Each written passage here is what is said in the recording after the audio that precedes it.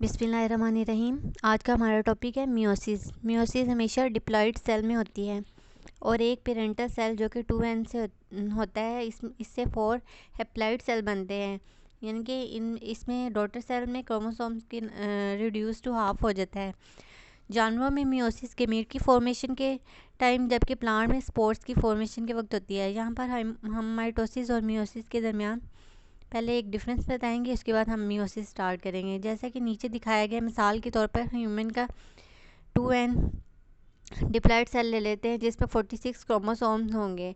अगर तो इस सेल में माइटोसिस होती है तो ड्यूरिंग मेटाफेज 46 क्रोमोसोम जो है वो इक्वेटर पर होंगे और फाइनली इससे 2 डॉटर सेल बनेंगे जिनमें क्रोमोसोम की तादाद उतनी ही होगी जितनी कि डिप्लॉइड सेल में थी, यानी कि 2n से 2n ही 2 डॉटर सेल प्रोड्यूस होंगे।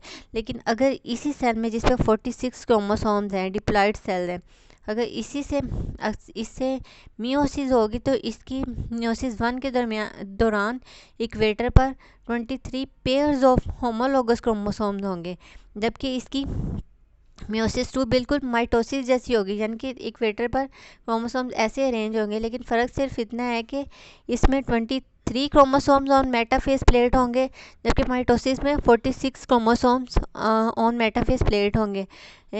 फाइनली मियोसिस के रिजल्ट में 4 हेप्लॉइड सेल बनते हैं, जबकि माइटोसिस में 2 डिप्लॉइड सेल ही बनेंगे। नेक्स्ट हमारे पास है मियोसिस को हमने 2 हिस्सों में डिवाइड किया, मियोसिस 1 एंड मियोसिस 2। मियोसिस 1 से पहले जो इंटरफेज आती है उसमें G2 फेज़ एब्सेंट होगा, यानी कि G1 और S फेज़ तो होंगे लेकिन G2 एब्सेंट होगा। जबकि मियोसिस 2 से पहले जो इंटरफेज आएगी उसमें G1 और G2 तो होंगे लेकिन उसके दरमियान जो S फेज़ सिंथेसिस जिसमें DNA या क्रोमोसोम्स की डुप्लीकेशन होती है, सिंथेसिस होती है, वो एब्सेंट होगा। नेक्स्ट हम इसके स्टेजेस, प्रोफेज की स्टेजेस पढ़ेंगे। सबसे पहले मियोसिस 1 की प्रोफेज 1 आएगी। इसकी ड्यूरेशन लंबी होती है और ये माइटोसिस की प्रोफेज से मुख्तलिफ होती है, यानी इसमें क्रोमोसोम होमोलोगस पेयर की शक्ल में होते हैं। ये मज़ीद मुख्तलिफ स्टेजेस में डिवाइड होती है, जैसे कि लेप्टोटीन। नंबर 1 लेप्टोटीन, इसमें क्रोमोसोम विजिबल छोटे और थिक हो जाते हैं, न्यूक्लियस का साइज़ बढ़ जाता है और होमोलोगस क्रोमोसोम्स एक दूसरे के करीब होना शुरू हो जाते हैं। जैसे कि इन दोनों का साइज़ एक दूसरे से के इक्वल है, इनका साइज़ ये एक दूसरे के होमोलोग हैं, ये एक दूसरे के होमोलोग हैं, ये एक दूसरे के क्लोज होना शुरू हो जाते हैं।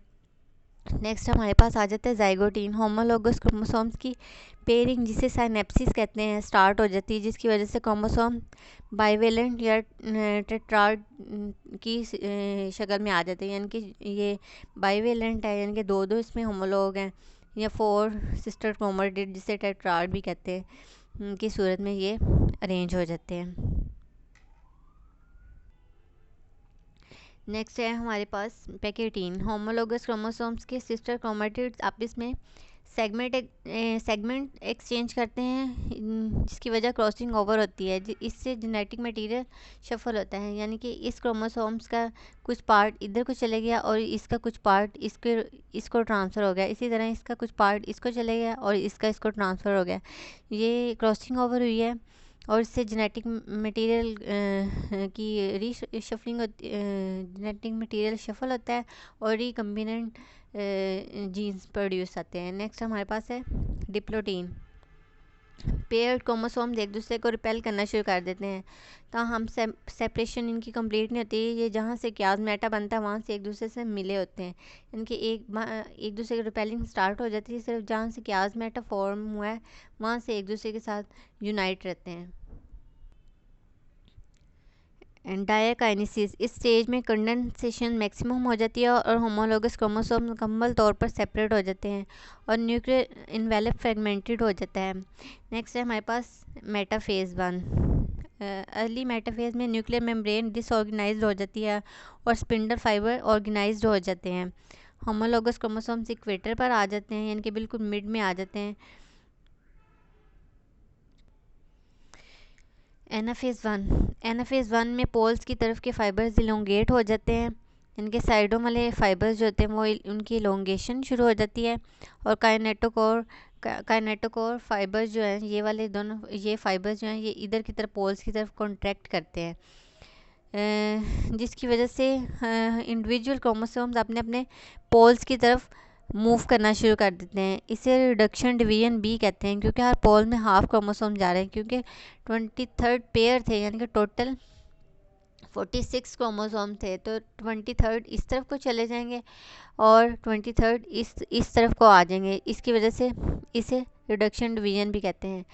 टीलोफेज 1 टीलोफेज टीलोफेज में क्रोमोसोम्स की डीकंडेंसेशन होती है और न्यूक्लियर इन्वेलप ऑर्गेनाइज हो जाता है और माइटोटिक अपरेटस डिसऑर्गेनाइज्ड हो जाते हैं और लेटर साइटोप्लाज्म की डिवीजन हो जाती है।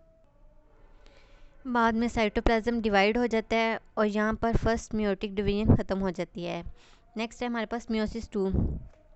टीलोफेज 1 के बाद दोनों डॉटर सेल एक स्मॉल इंटरफेज से गुजरते हैं, जिसमें एस फेज एब्सेंट होती है। प्रोफेज 2, मेटाफेज 2, एनाफेज 2, टीलोफेज 2 बिल्कुल माइटोसिस की तरह होती हैं।